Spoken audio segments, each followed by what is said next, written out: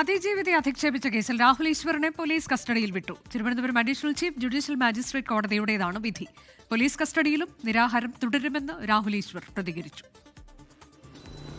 Rahul Mamkootathil MLA പ്രതിയായ ലൈംഗിക പീഡന കേസിലെ പരാതിക്കാരിയെ സമൂഹമാധ്യമങ്ങളിൽ അധിക്ഷേപിച്ചെന്ന കേസിലാണ് രാഹുൽ ഈശ്വറിനെ നാളെ 5 മണിവരെ പോലീസ് കസ്റ്റഡിയിൽ വിട്ടത്.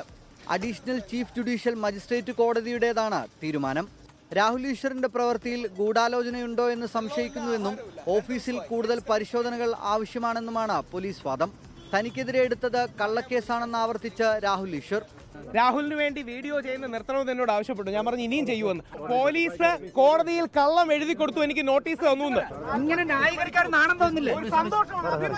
അഭിമാനം. കസ്റ്റഡിയിൽ വിട്ട രാഹുൽ ഈശ്വറിനെ വൈദ്യപരിശോധനയ്ക്കായി തിരുവനന്തപുരം ഫോർട്ട് ജനറൽ ആശുപത്രിയിൽ പ്രവേശിപ്പിച്ചു. മേൽക്കോടതിയെ സമീപിക്കാനാണ് രാഹുലിന്റെ തീരുമാനം. 3 days കസ്റ്റഡി ആവശ്യമില്ല എന്ന് പറഞ്ഞു.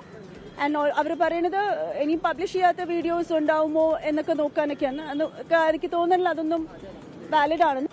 ഇനി ജാമ്യാപേക്ഷ നമ്മൾ ഇനി മൂവ് ചെയ്യല്ലേ ഉള്ളൂ. അതിജീവിതയുടെ ചിത്രങ്ങൾ പ്രചരിപ്പിച്ചു, വ്യക്തിത്വം വെളിപ്പെടുത്തി തുടങ്ങിയവയാണ് രാഹുൽ ഈശ്വറിനെതിരായ കുറ്റങ്ങൾ.